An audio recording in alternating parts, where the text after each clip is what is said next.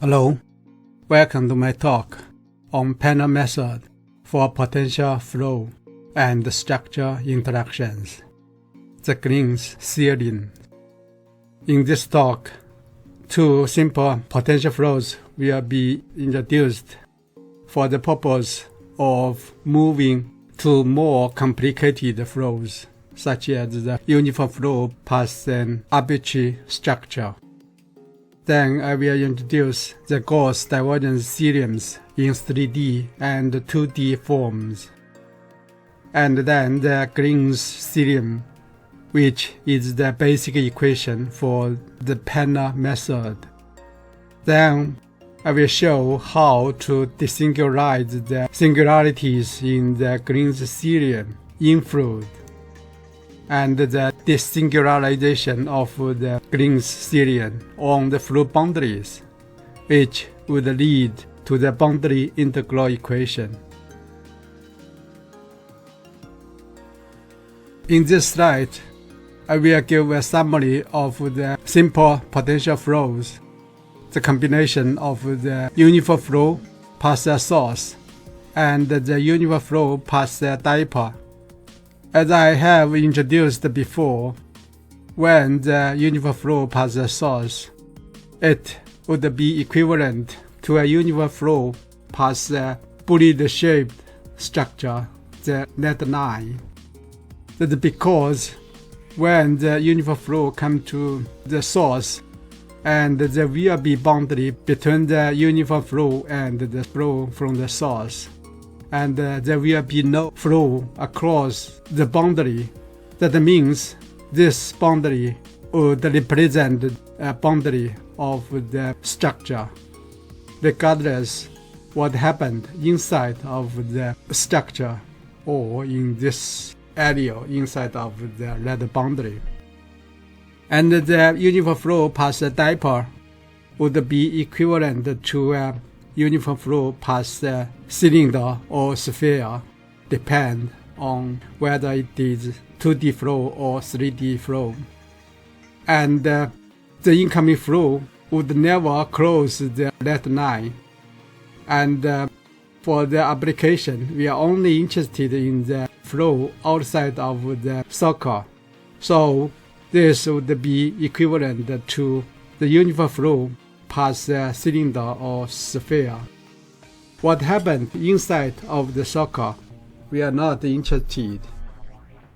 So these two examples give us two simple applications for the uniform flow past the simple structures, the bullet structure and the sphere or the cylinder. However, in reality, we might look at the flow past an arbitrary structure, see here. Based on the uniform flow past the source, we can imagine if we distribute the source and the sink in the structure or on the surface of the structure, and we may have a way to represent the structure in the uniform flow. See this illustration. Then we might have a question. Question 1. Do we have a mathematical proof to show that we can use the source sink to represent the structure? In other words, do we have the theoretical background for supporting our claim? The second question would be, if this is possible, then the question would be, do we need to distribute the sources in the structure or just on the surface of the structure? And question 3 would be how we can decide the strength of the source and sink we distribute in the structure or on the structure. In the following slides, I will try to answer all these questions. In here, we will discuss the Gauss divergence theorems in 3D and 2D cases. Suppose we have a fluid domain enclosed by the closed surface S and the volume would be represented by V. As it is very famous, the Gauss divergence theorem in 3D would be given as this. So for a given vector f, the surface integration given as this for the whole surface of the fluid, it would equal to the volume integral of the divergence of the vector f given as this. Here n is the normal vector of ds, see here. And this normal vector would pointing away from the fluid. In 2D case, the Gauss divergence theorem would be given as this. In a very similar form, the closed loop integral here is on the closed curve C, and this is the relation between the integral around the closed curve and the surface S, which is enclosed by the closed curve C. And here n is the normal vector to the curve segment dl here.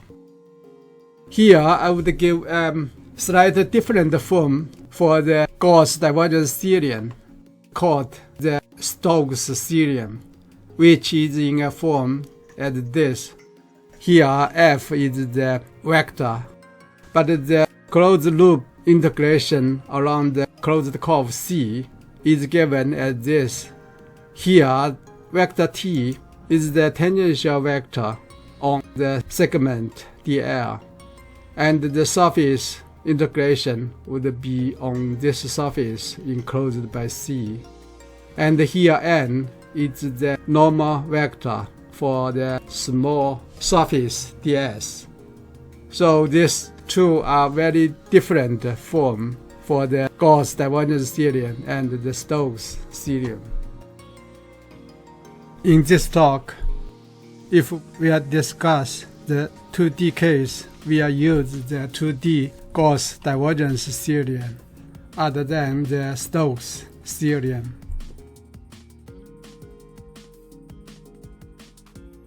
Now here, we will have a look how we can make the fluid domain. For example, we have a structure in the flow here and airfoil in the flow. Then we can construct the fluid domain by choosing a control surface SC, large surface. And this surface together with the body surface, the surface for the structure. Thus, the surface together SC plus SB would be the closed surface for the fluid V. In here, we consider the flow is a potential flow, and we assume two velocity potential functions. The first velocity potential function is the target velocity potential function, phi. The second velocity potential function is a known potential function, phi 0. For instance, in many applications, the simple Green function phi 0 equaling to 1 over r is given. This is actually the potential function of a source with a strength of 4 pi.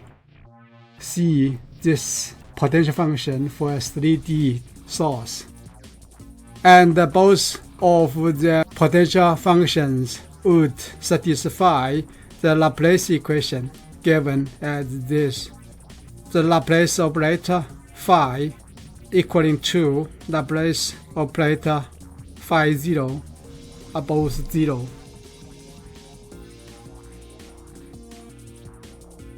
In here, we will have a look at the Green's theorem based on the Gauss divergence theorem given here. Then we can construct the vector f given as phi Labla phi 0. Labla phi 0 is actually a vector, the gradient of the function phi 0. Then we follow the Gauss divergence theorem we have the expression as this. Here, the surface is a combination of the control surface and the body surface. The volume would be the fluid volume enclosed by SC plus SB.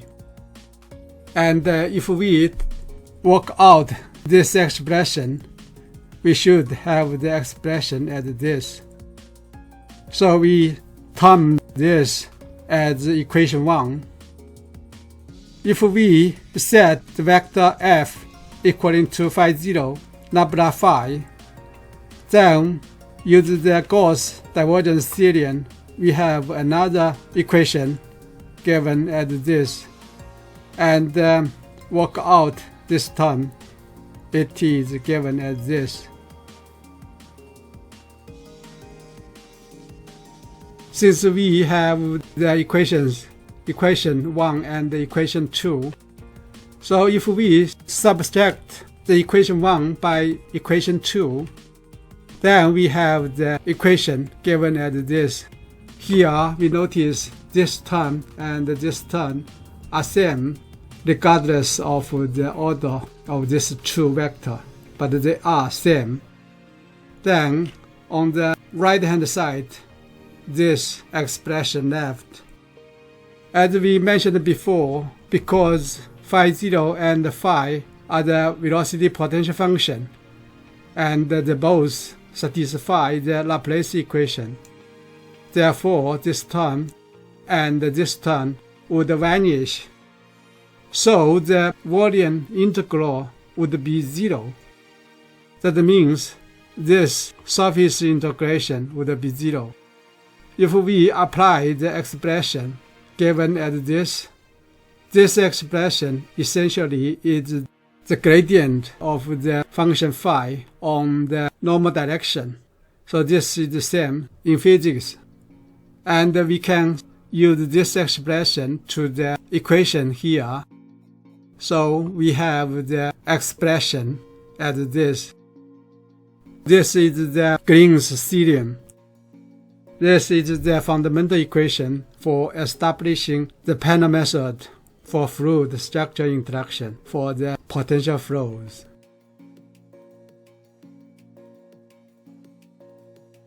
In here, we have a look the Green's theorem in 2D case. As we have shown previously, if we follow in the similar way to get the Green's theorem in 3D, we can obtain this by setting the vector as a different expression. We have these two equations for the Gauss divergence theorem.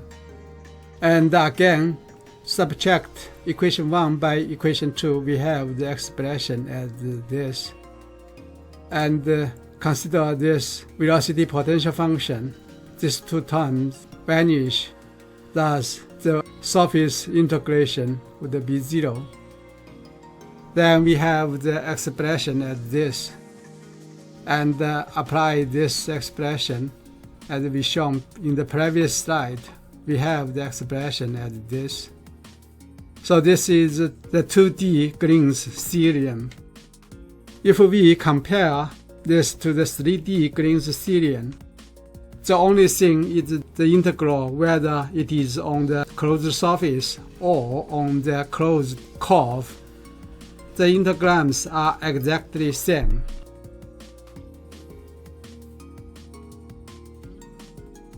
Now we can see some beauties of mathematics.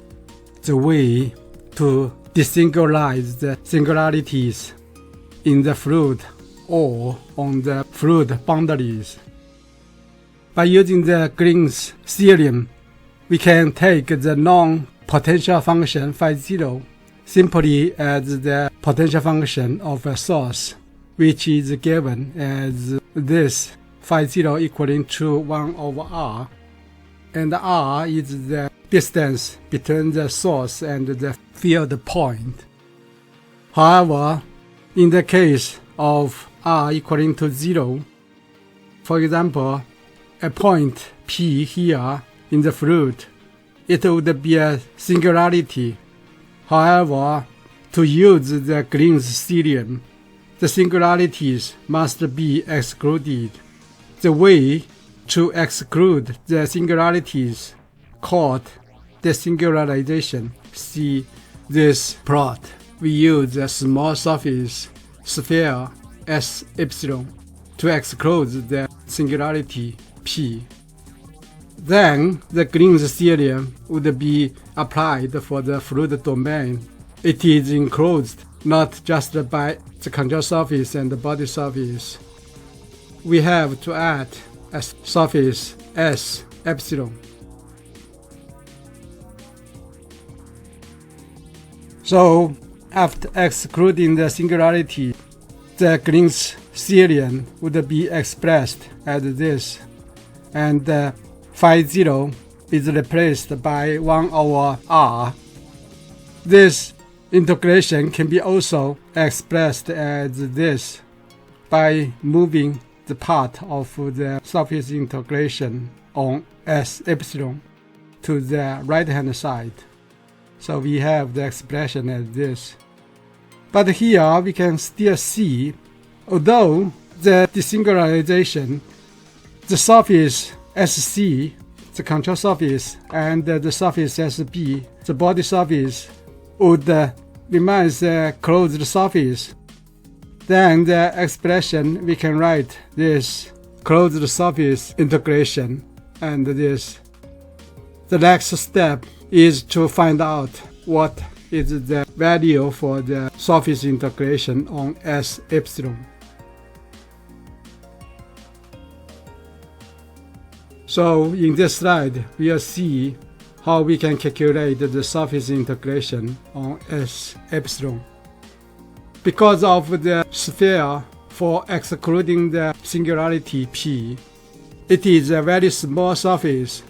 Thus, on the surface S epsilon, the potential function phi can be regarded as a constant, and its normal differentiation, partial phi divided by partial n, is constant too. But we must note r and n would have different direction for the small surface S epsilon. So we have a minus sign here. And we write this into this because of phi, and partial phi divided by partial n would be all constant on the small surface. And then we will calculate the integration of this as term 1, and the integration of this as term 2. Here we look at the limit of the integration on S epsilon when r is close to 0. So we calculate the partial differentiation of 1 over r with regard to m. It is given as this, and on the surface S epsilon, r would be a constant, so it can be moved out of the integral. So we have the integration of the surface 4 pi r squared, and these two terms would cancel each other. Thus we have the value 4 pi. And the second term, the limit of the integration, would be calculated as this. Again, 1 over r would be constant on S epsilon. So we have the expression as this and this. When r close to 0, thus the value would be 0.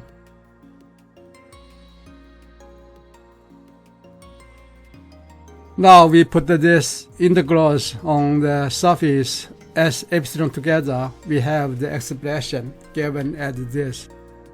Or we can write an expression as this.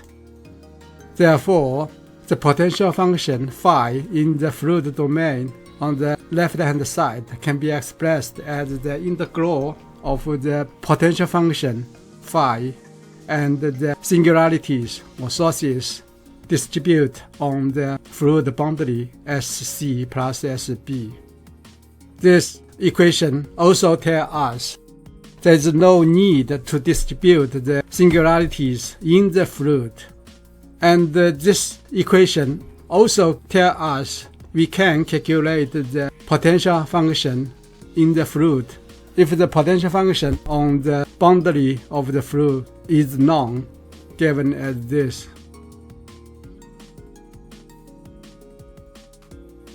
Now in this slide, we needed to desingularize the singularities on the boundary if we needed to obtain the potential function on the boundaries. So the way is very similar to the desingularization in the fluid, but here we only use a semisphere to exclude the singularity P here as epsilon. Again, for the Green's theorem, the closed surface would be by SC plus SB and plus S epsilon. And the Green's theorem would be given as this. And this surface integration can be written in this by moving the integration on S epsilon to the right-hand side of the equation. Now here SC plus SB is not a closed surface. If we look at this on SC, so we have a gap on SC here. Thus, we cannot write the surface integration on SC plus SB here as a closed loop surface integration. Now we calculate the term on the left-hand side of the surface integration on S epsilon. Again, on the small surface S epsilon, the potential phi and the normal direction of the potential with regard to n would be both constant, so they can be moved out from the integration. And in a similar way, as I shown in the previous slides, we can obtain the first term. It would be minus 2 pi phi rather than minus 4 pi phi, because here we only use semisphere as epsilon to exclude the singularity. And this term would be 0, similar way as we obtained in the previous slide. So if we put this together, we have the expression as this, or write the expression as this. Now here the potential function on the left-hand side, phi, is on the boundary SC and SB too. So this means the potential functions on the boundary SC plus SB can be expressed as the integral of the potential function and the sources on the boundary. In fact, this is the basic boundary integral equation for solving the potential function.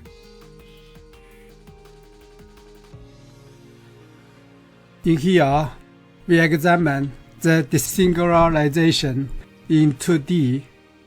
So first, desingularization would be excluding the singularities in the fluid in 2D. Then the Green's theorem in 2D would be given as this. This is the closed loop integration of the curve. And in 2D, the norm potential function for a source would be given as this, the locus of R, so we can see here. And we write this equation as this by moving the integral on C epsilon to the right-hand side. And here, the integration on the curve C plus CB is still a closed curve. So we use the closed loop integration sign here.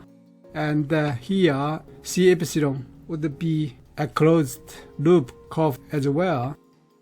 Now we need to calculate this term, the integral on the closed curve C epsilon. And we write this into this, and on the curve C epsilon, the potential function phi can be regarded as a constant, and its partial differentiation with n 2. So we have the expression as this. And if we make the partial differentiation of logarithm r with regard to n, and then we have the expression as this, and this term we can move ln r out of the integration, because on the small curve C epsilon r would be a constant. Then we can obtain the result as this and this. But here, when r close to 0, this 2, the logarithm r times r would be 0, 2, because r reduces faster than the increase of logarithm r. Then we have the result for the integration as 2 pi phi. Therefore, in 2D, the desingularization in the fluid would be given the expression as this. If we compare it to the case in 3D, we can see the norm function for the source would be different in 2D. Here, phi 0 equaling to ln r, and in 3D, phi 0 equaling to 1 over r. And the result would be different here, 2 pi phi, but in here it's minus 4 pi phi. Otherwise, the desingularization in 2D and 3D would be very similar. And the function phi here is the potential function in the fluid that can be expressed as the integral of the potential function on the fluid boundary.